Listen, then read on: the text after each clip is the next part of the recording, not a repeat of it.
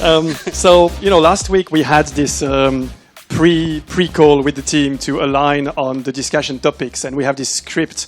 And I told Ben, do we really need a script? I'm very bad at following this, and unless it's printed and I read, I really can't stick to it. He said, no, it's going to be fine, Adrien, don't worry. But what I didn't realize is that we would have an hour of drinking before the panel would even start.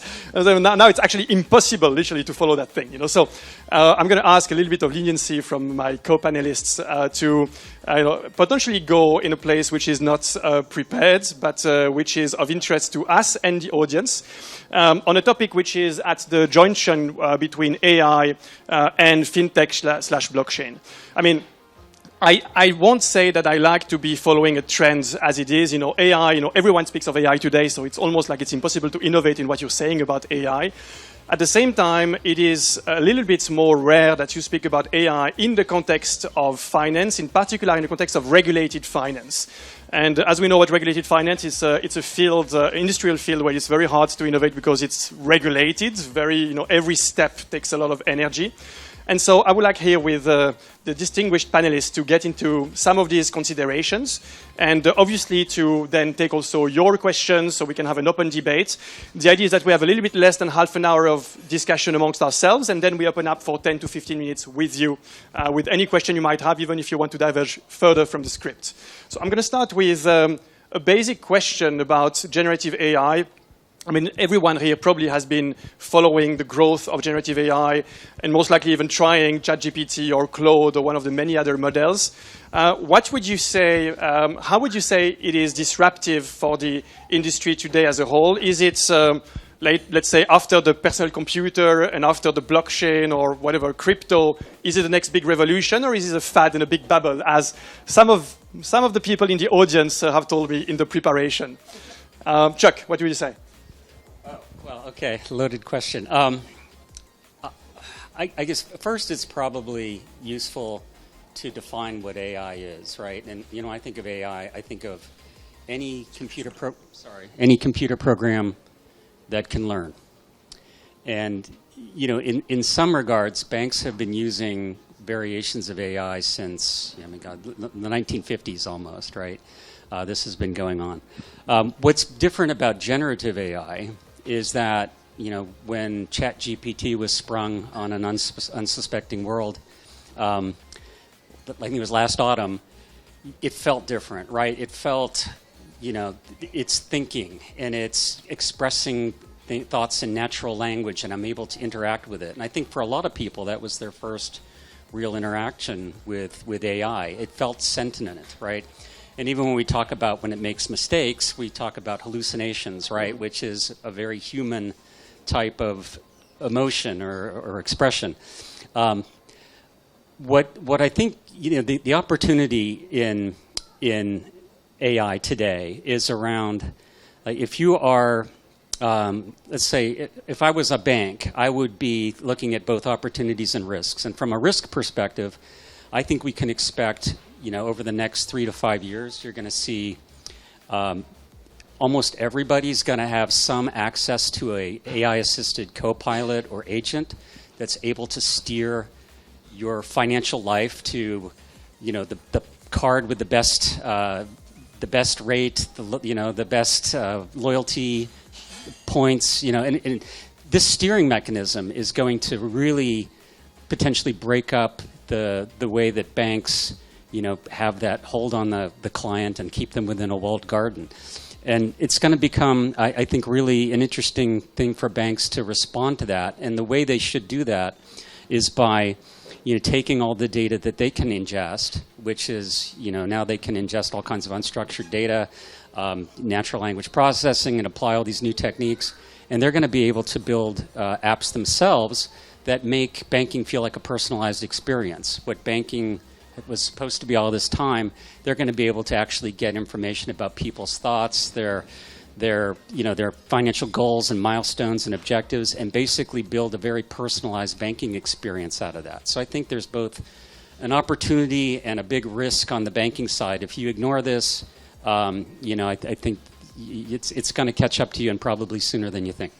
And would you say that achieving this, given that it's software in the end, it's technology, any bank could achieve this, and therefore potentially would commoditize the relation to clients, and every bank would become, in a way, similar to another bank in the way it treats clients and can advise them with no differentiation? I think to a degree, but with every bank, it's their proprietary data that separates them, right? Everybody's going to have access to these foundational large language models, right?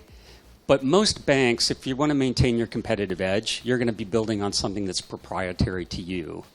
And you're not going to let that data out of the bank. And so being able to build, as Ben said, on smaller language models and build, predictive, like anything that can help you make a product recommendation or predict the next action of the client is going to be really important. And when I talk about unstructured data, I mean that banks are going to be able to, if you think about the data that's sitting on bank systems, 90% of that data is unstructured. And traditionally, what they've been able to access is only data that's sitting neatly in rows and columns, right? Now, you can access all of that other data that's in the bank's possession, which was just a big data problem for the bank. It was stored, but they didn't know what to do with it. Now, they can build models on that using knowledge graphs, natural language processing, compression, and they can build these really amazing predictive models to recommend products and to basically be there with exactly what the client needs just when they need it. And I think that's going to be really powerful over the next... Brilliant. Lino, we speak here about banking, regulation, high technology. Swissquote has been very much, the candidates bank that has been at the center of banking and technology, being one of the first banks to innovate, in particular with cryptocurrencies. What can you say, without leaking, of course, secret strategies? What can you say about a bank like Swissquote that's highly successful and the adoption of AI technology, either for contact with clients and recommendations, advising, but also potentially internally within the internal processes of how the bank innovates? Good evening, everyone. I remember back in 2009, so already 15 years ago, we had a meeting here in Geneva where Mark Burkey was showing what we call, back on time, e-private banking. It was a product. I said it was a product because it's under reshuffle right now. It was a product based on machine learning, deep data grabbing, and a way to propose to retail customers personalized services around a portfolio that is managed by a machine. It was already 15 years ago. What really changed today for everyone is that the natural or large or small model languages have shown up. It's a pretty short story. It's back in 2017. It's just 6 years ago. That the technology has evolved quite a lot, that the data is massive, and all this together brings a lot of new benefits. Because I can tell you, out of 15 years of experience, it's very difficult to attract a retail customer to work with a machine. Now that the machine can talk, that can express some sentiment, it's a different story. And when it gets to regulation, maybe someone has to talk with our regulator here in Switzerland, the FINMA, because still today, they don't envision a machine to be the end point for our retail customers. They want a human being still to be there. So possibly we have an obstacle here. But let me extend something here, because in my former COO role, what I had to take care of was cost control. And I truly believe that if a few startups have an idea on, putting generative artificial intelligence to deal with middle office tasks, or, to propose what a corporate action answer must be for a customer, that could be a true game changer when it gets to, reduce costs. Thank you. We have today two representatives of, I would say, corporates or big companies, and two startups here. And of course, the question is, who is, which kind of companies, which part of the market is going to be most, benefiting from AI? Is it going to help consolidate big companies in their dominance in capitalism, or is it going to help smaller companies flourish and potentially gain market shares? Let's start with you, Florian. What would you say AI? Well, first of all, is AI even a topic on your side? Is it just a matter of gaining efficiency by being one of these modern companies where you reach unicorn status with 20 employees, or is it something more fundamental than this? It is a topic, and I would agree that it's really a game changer. And I think what we see here is an incredibly fast development, something that we haven't seen before. I still remember the .com boom, where we talked about visions that materialized 5, 10, 15 years later. AI is building on these foundations on PCs and on the internet. So what AI also makes so powerful is that you can plug it into everything, into all parts of society, into all parts of our economy. And that is exactly what we are seeing. The thing is, yes, it is hype, but it's real. It's happening everywhere. And it's happening on the retail side. It's happening on the B2B side. So what do we see, apart from the fact that we are using ChatGPT in the firm basically the whole day? RuleMatch, as we heard in the beginning, is a cryptocurrency and digital asset exchange. It is running on NASDAQ technology. So we work with NASDAQ as a technology partner. And what's going on is very interesting. NASDAQ is a very conservative exchange and tech giant, and they have embraced AI in a very interesting way. One example is on the market surveillance side. So market surveillance is a job in an exchange where you basically watch all the trades going on, and you want to make sure that nothing harmful happens. You want to prevent insider trading, wash trading, and all sorts of illicit activities.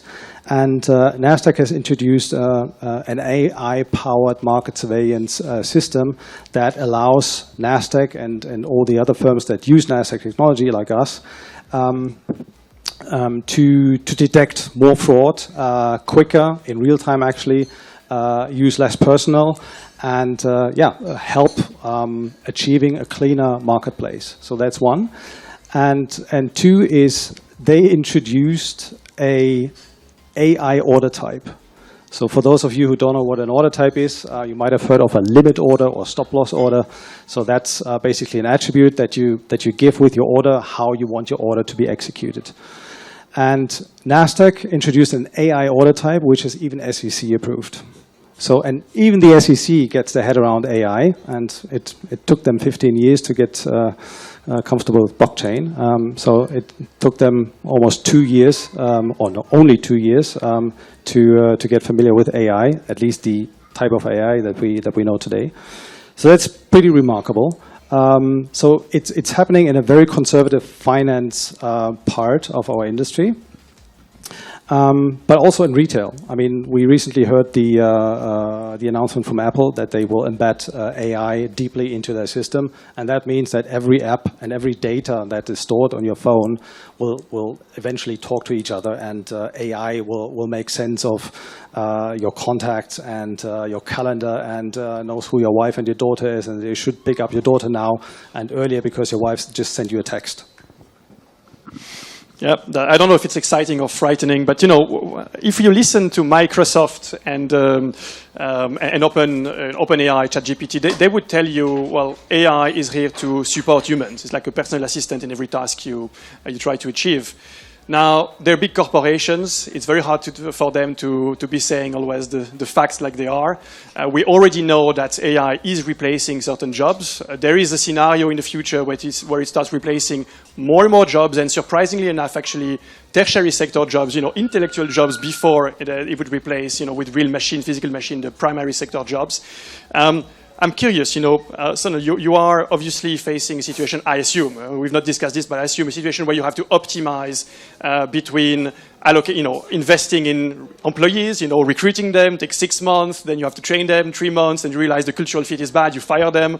On the other side, you have potentially imperfect, but let's say growing in intelligence AI resources. Are you tempted, and how do you approach these AI agents and these technologies as a potential replacement of part of your workforce? So as a part of, sorry? Press the button. Yes.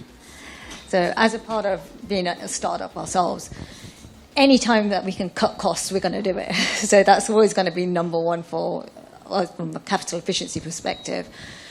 But I do think there's going to be certain things that we just can't replace. And that's the skills that we're always looking for. So building relationships to actually sell your product. That's not going to be something that someone's going to interact with. As long as you're not selling to AIs. Yeah, exactly. Well, we're actually here to actually protect the data and do all of those good things for it. But what we will do is to allow them to enable it. But when we look at AI, I think the number is ridiculously low, that only 10% of it's actually going to go into production. So we're spending a lot of money, a lot of things on their side of it. But what's going to actually stop that from happening? And that's where companies like ours come into play. The issue is going to be that you can't share data, you can't store it. It's like the data memorization, all of that side of it, with conflicting with other regulations. So when we're looking at how are we going to use AI to actually help those things, then we'll be looking at it from how do we do those efficiencies, how do we operationalize things, and they will obviously inevitably replace jobs because we're automating things that we would actually hire consultants for or something like that for it.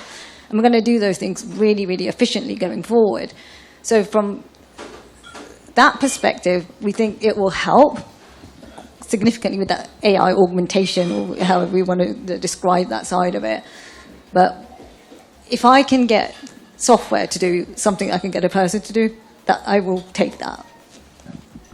Very interesting. And, I remember a decade ago, and I was part of this clique, preaching on stage how tokenization would revolutionize everything, and everything would be tokenized immediately.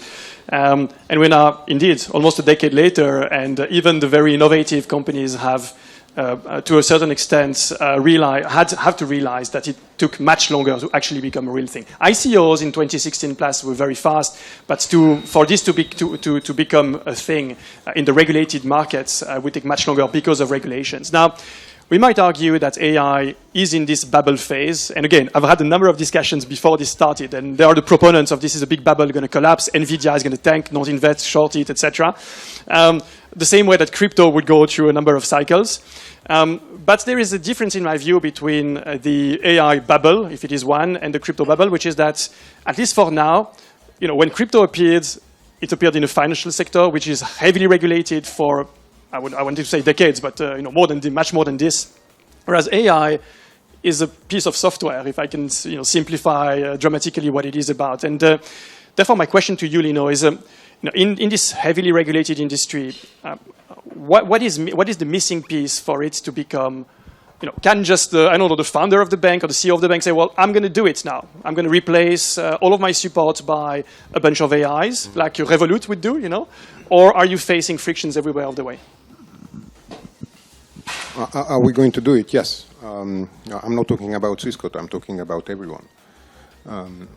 Is it a bubble? Not in my view. AI is a very long story. We started basically with Greek people. If you know a character named Talos, it was already an AI in their book. And we started to work on AI basically in the 50s, as said. And we had some winters for the AI because the technology was not following. Today, we have neural networks. We have massive amount of data. And what we see is just the tip of the iceberg. I mean, guys in Google, in Facebook, Meta, in Microsoft OpenAI are just showing you what is available for retail customers. But the true AI in a laboratory is probably already in advanced stage. Is it a general intelligence AI? Is it already a super intelligent AI? We don't know yet, but it's a bit scary situation. In my opinion, since 2 years now, we have to realize that it's too late. A true manager will find too many benefits in implementing AIs today, and will be very reluctant to not doing it, because it's very nice to put the AI to increase revenues, but it's very easy to put AI to reduce costs. So Chuck was speaking about AI hallucinations and saying it's almost a personified wording for something which is just a statistical mistake, if we can call it this way. And we might argue that our brain is also makes statistical mistakes. Therefore, I wanted to ask, well, not just you, but potentially the panelists in general, is not hallucination a common phenomenon also with humans making mistakes, sometimes gigantic mistakes? And isn't the principle of governance and how to actually decentralize the decision process for critical decisions the solution to an imperfect statistical model? Chuck, if you want to give it a thought. Absolutely. And when we talk about hallucinations, what's actually happening with the computer program is that it's parsing through tens of thousands of if-then statements, and it's trying to guess the next word or the next action to recommend, whatever, right? And it's making a bad guess. And the guess may be so bad that we call it a hallucination. But it's just a computer software thing. It's not that it's become a sentient creature in some way. I think to kind of unify the 2 points that were being made earlier, you were talking about banks are going to move full speed ahead with AI, but there's a lot of stuff that's happening in innovation labs right now that's getting bottled up because banks are generally run by risk and compliance and data protection, right? And so you're going to see two speeds, I think. You're going to see things happen faster that are internal to the bank, creating internal efficiencies. Like if you're someone in the bank and your job involves taking 12 data points and distilling them down to 3 possible courses of action, your job is at risk, right? You can be replaced by a machine that's going to do the same thing and going to do it at a much faster speed and going to learn at a much faster speed. But the customer-facing side is going to move more slowly because you have to have training and guardrails in place in order to, to satisfy all the needs. Nobody wants to be hauled before, in the U.S., angry congressmen like Elizabeth Warren, to explain why your AI-assisted agent was recommending stocks that don't exist or divulging some other customer's, confidential banking data, right? So it's going to happen, but it's going to unfold maybe not all at the same speed across the customer-facing side and the back office functions of the bank. In 2021, there was this, I think it was 2021, perhaps 2022, there was this collapse of Terra Luna and a number of DeFi constructs, right? The stablecoin in particular, but other things that looked like Ponzi's or misdefined incentive systems and really collapsed, making billions and billions of losses for a number of people. And remember being at this conference in Zurich called Point Zero Forum, where everyone on stage would be, arguing that we need more regulations to solve DeFi. And, I was the only one, and actually it took a few hits because I was saying, well, no, regulations has rarely solved, technical challenges, at least as early in the process. And not, of course, everyone was agreeing with this. With AI, we have the chance of living in an environment where it's still relatively free to innovate. A bit like the early days of the internet, where I remember, hacking my neighbor's computer, opening the CD drive, flipping the screen upside down remotely just by connecting to the command line. You could do it with no legal challenge whatsoever. And this is probably what's, made a lot of entrepreneurs trying a lot of things. So, would you say in particular, Sonal and Florian, given you are, at a phase where innovation is everything, So now if we start with you, would you say today that we need the help of regulators to clarify the framework, give clear, frameworks about what you can or cannot do, or is it good actually for the startup environment to be allowed to do anything they can with the potential side consequences of failure and mistakes? So, okay, you obviously want to have some degree of autonomy as a startup. You're going to want to try everything and learn from those mistakes, etc. But if you're going to be selling to regulated industry, you've got to have to take that into consideration from the outset, and that will be. It's all well and good having a product, but if you can't sell it because you haven't done certain things, then what's the point in even going down that road to start with? So having some sort of guidance is always helpful. So frameworks are being put into place. Obviously, we've got the AI Act that's gone live, which is putting some sort of framework in place, I guess, to say, well, here's what good looks like and this is what bad looks like. But regulators are not notoriously known to give helpful information about what you should be doing. So in that respect, they don't understand it themselves. They're trying to put guardrails in place, but really they're just going to lean back onto the banks and say, you figure it out, and if it's wrong, we'll fine you. Is pretty much what's going to happen. Florian, is it your experience too? So first of Careful all, what you say about regulators. We might have regulators in the room. I will say it anyways. What we haven't heard in the introduction of myself was that I used to work in banks, and I have 20 years of banking on the clock, and lots of scars. And parts of it due to compliance and regulation. So I'm not a big fan of regulation, but it helps sometimes. And with regard to AI, I mean, so I'm a finance nerd, but I'm also a tech nerd. So I love blockchain, all sorts of technology, and also AI. But this technology evolves so fast. And we are seeing things happening like Elon putting chips in the back of some heads.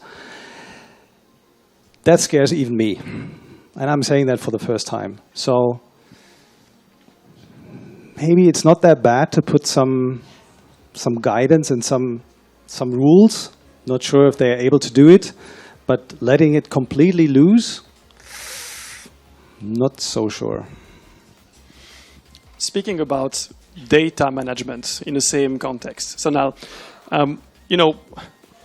if you work with banks, I don't know who has worked with banks as a supplier here, but anything you try to sell to a bank or a heavily regulated, a company, probably PayPal is exactly the same thing, for instance. But data management, where you run your services, typically, is it a SaaS or is it an on-premise deployable solution, is so critical. A bank could reject your product, even if it's the best, even if it's certified ISO 27001, even if it's SOC 2 Type 2, regularly audited, etc., simply because they say, well, we don't want to leave you our data. Our data is staying on our premises. We have our own data center, or we have our private clouds, but you're not going to touch it.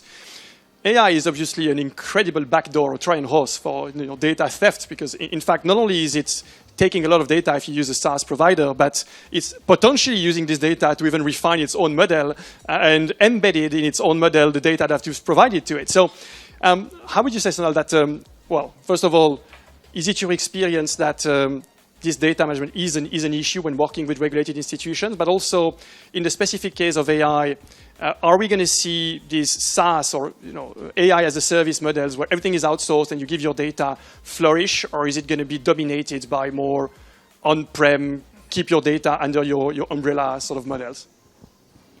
So we've actually set up a company to actually deal with those things. So that's how we're looking at it. Is so I do think, well, the data management side of it was a nightmare. So prior to setting up X8, I was at HSBC for many years, supporting from a markets division, and then we were looking after the corporate and institutional side on digital transformation initiative.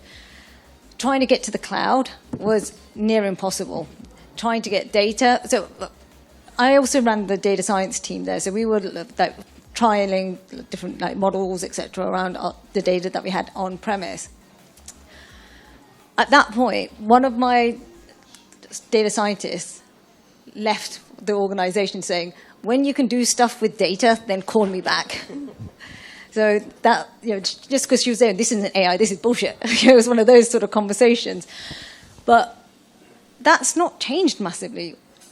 We do deal with a lot of banks, and they all have that same problem. How do we move to the cloud? They're still grappling with that. So AI is just this new thing that's, I think PwC said it's going to generate 15.7 trillion in the next 10 years.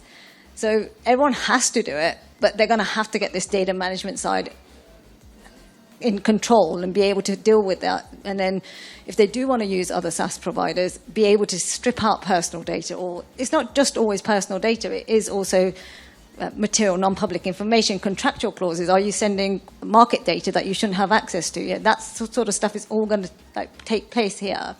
So what are you accidentally leaking by using it? So I can't see banks just moving quite yet to say, just go and train my stuff there. So what I would think is going to happen, if I was to hazard a guess, they will work with the bigger companies. So the smaller companies, I don't think they will, but they will say, I'll happily give Microsoft my data, I will happily give IBM my data, because they've got all of this under control. So you're going to have preferred suppliers with your data, I think. So let's take 6 months back. You're still CEO at Swissquote, and I come with this revolutionary AI model that will simplify the operations at Swissquote. That's amazing. You can save 50% of your operating expenses, but it's a SaaS. Are you buying it from me? With a large discount, yes. It's a difficult question.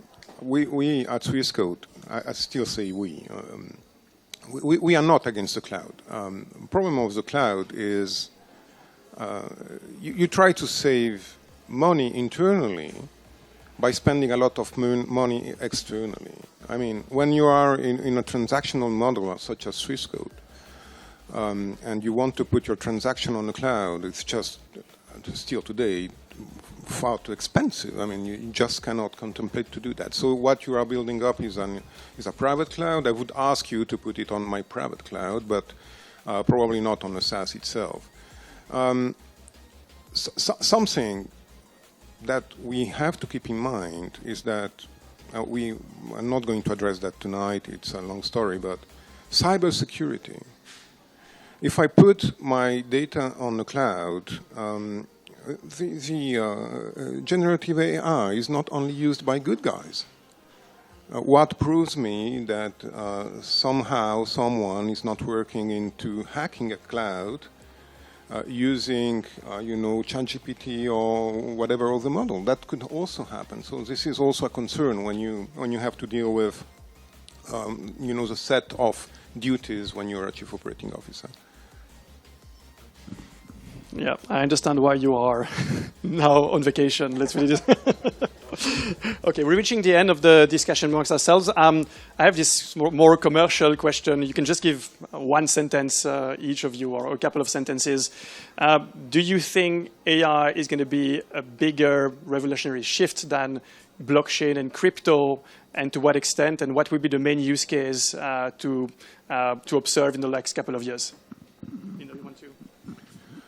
Well, I would not mix the two of them. It's a completely different set of technologies. On one side, we are all of us are talking about cryptocurrencies because it's one of the subset of the blockchain technology, which is basically cryptography at its best, and it's a way to create, mutual trust between parties that doesn't know each other, and to prove that a transaction is valid somewhere.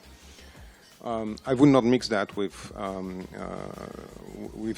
artificial intelligence. It's two completely different things. And by the way, you see all the GAFA players are coming out with some AI tools lately. Probably all of them have worked on blockchain, but what kind of product do we have? Nearly nothing, So it's probably two very different things. That being said, we have in Switzerland very good startups. I can mention one, with We Can Comply, they just putting together a blockchain tool to be able to banks to share the KYB, KYC together. So that's working pretty well. And if you put AI on top of it, you can simplify compliance work really in an effective way. So for me, it's very complementary, but I want to leave the floor to the other panelists. That was a very long one-sentence response. And so I'm going to requalify my sort of commercial question for the end, which is, do you think the NVIDIA growth and bubble will go higher and faster than the crypto growth and bubble in its time? Oh my God! Why always me? These. I've been on the other side, and people ask me this sort of question. Now is your turn. Yeah. So I have no clue where NVIDIA goes. Has been tremendous, but eventually a competitor will rise, and we will have an alternative to that.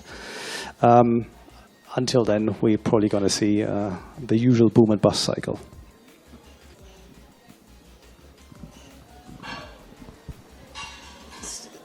From my thoughts with it is we're always going to have a need for faster compute. So whether it's being used for AI or if it's being used for moving data or moving anything, we're going to need that gaming. That's not going to go away. But the newer ways that we're going to use data and what we're going to do with it from an AI side of it is obviously driving that growth and the potential of what it's going to be. So in terms of the competitive point, absolutely, there will be lots of players in the GPU market. That's a given, but it's tremendous to actually see what's actually happening because of this hype that's going around, and because we've had AI for years. It's not like this isn't something new. It's just that we've got a newer way to interact with it, and that's causing this boom, I guess. But if you think AI is a bubble, then it's probably envisioned in this stock price, but the rest is real. But that's fantasy, as always, greed, and then we will see fear, as always. The question is when. Nobody knows. Jack, you want the final word? Yeah, I think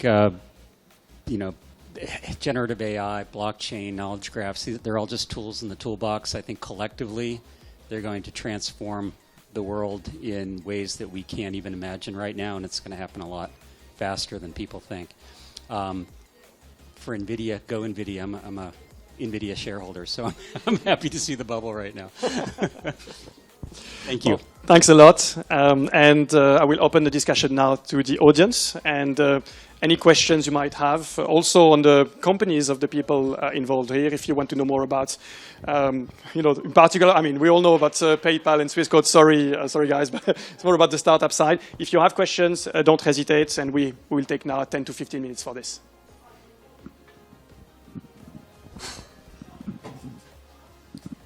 I take some of your points that you said AI is a software, and then you talk about data. So I would say, naive candidly, it's 20% software, 80% data.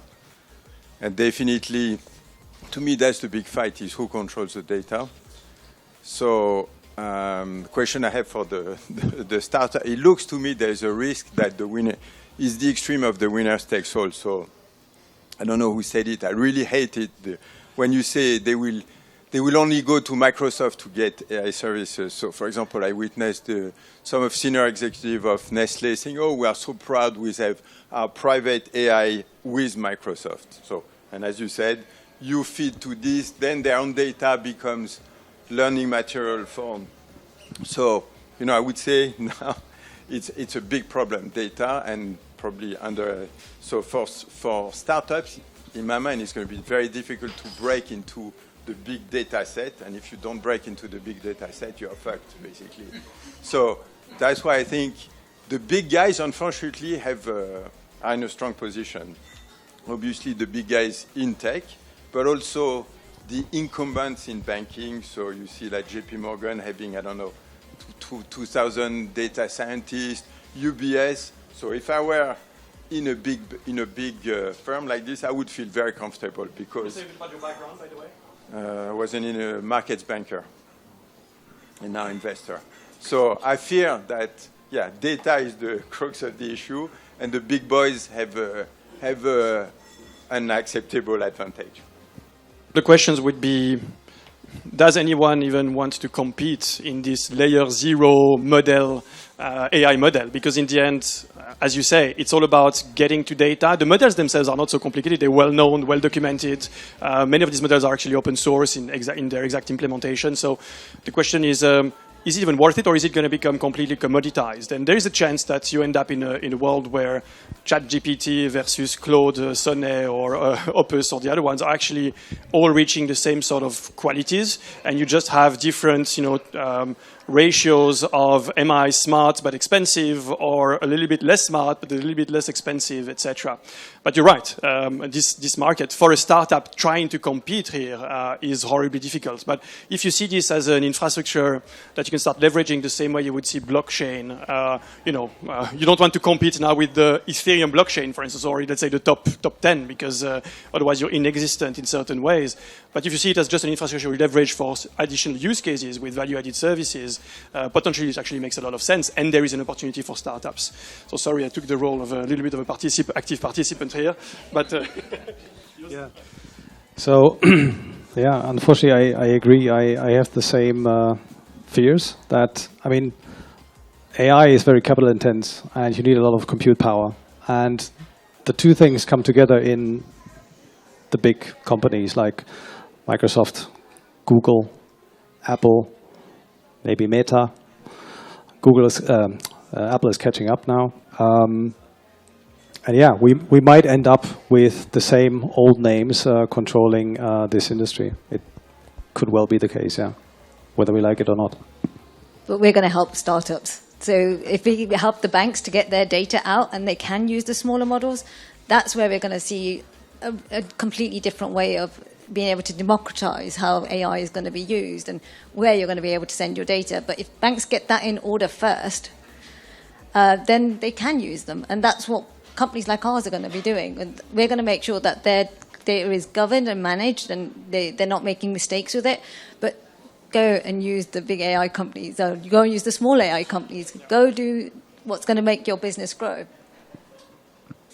There's definitely room for startups to work with AI and to do it effectively. I mean, I will concede the point that if you are a big tech company or a large bank, you're going to have a lot more transactions and you're going to have a lot more data points to build models on.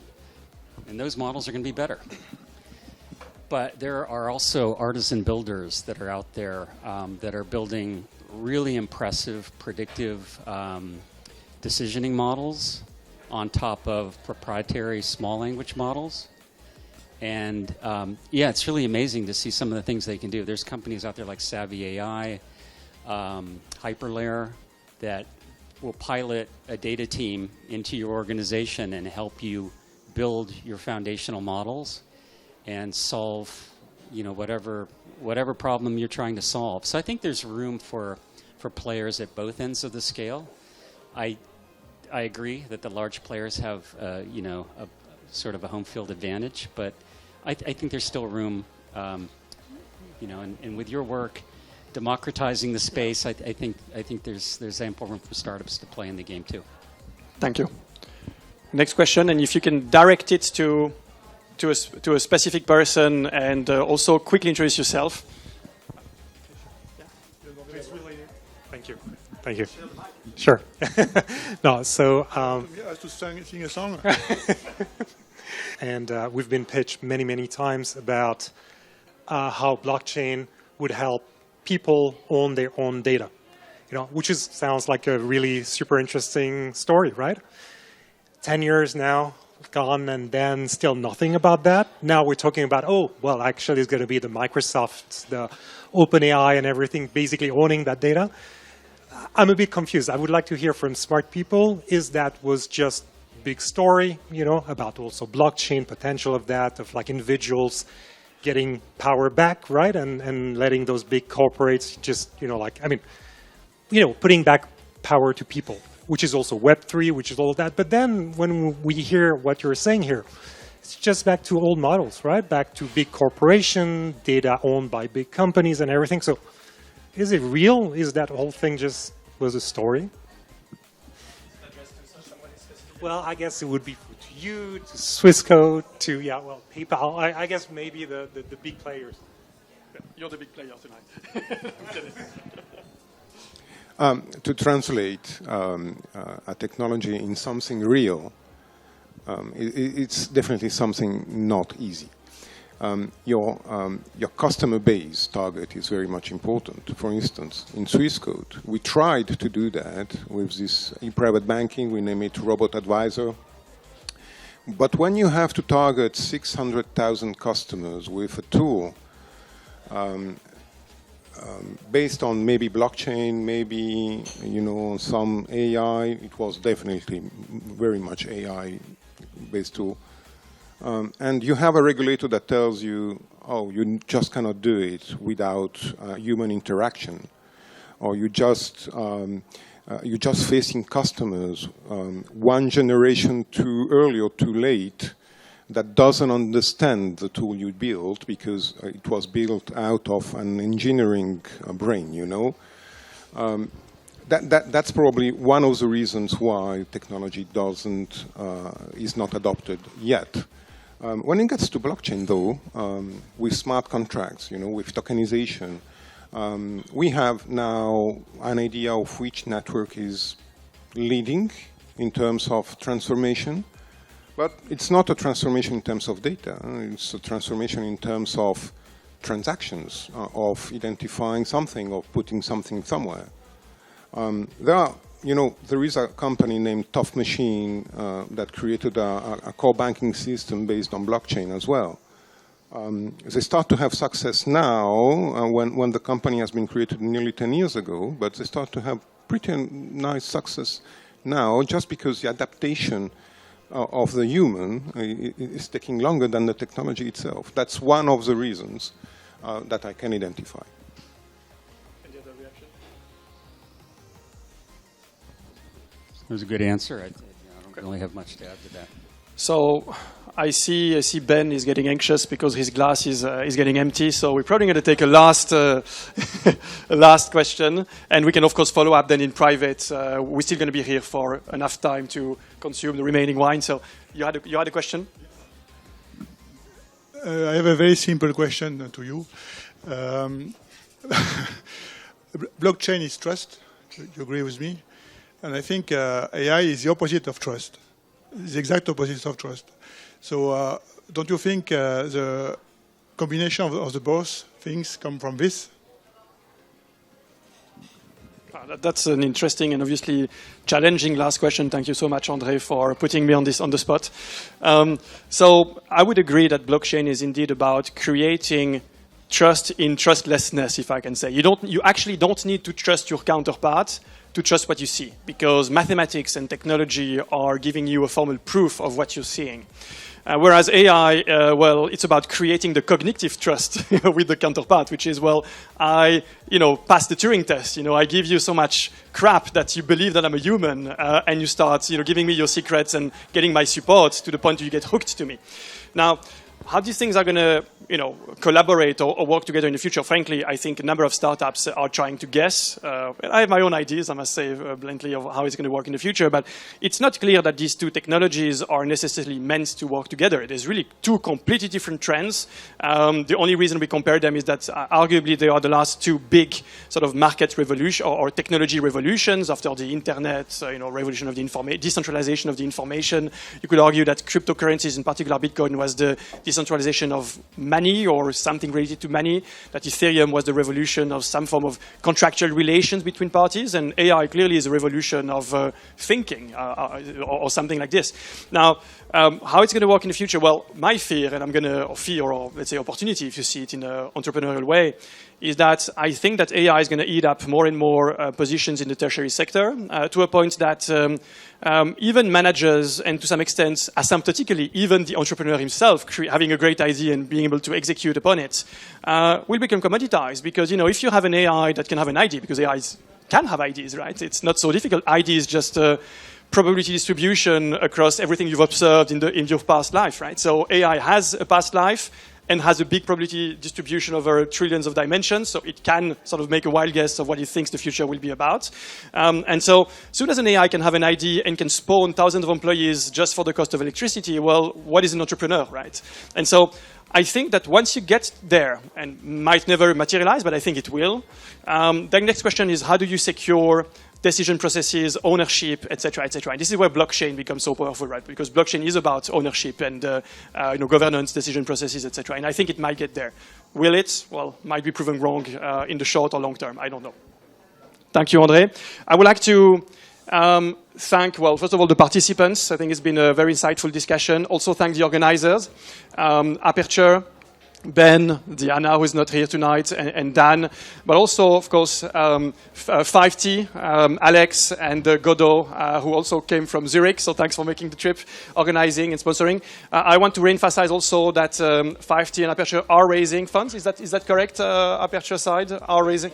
Always raising. Well, that's the thing I learned also as an entrepreneur. You know, you tend to only raise when you actually need the money, and then you get effed by the investors, when actually you must raise when you don't need the money so that you can F the investors, right? So yes, always raise is the rule. And so both companies are raising, and you should not hesitate engaging with them after this session. Thanks a lot for the attention, and I'm happy to follow up then in private with the rest of the team. Thank you. Thanks.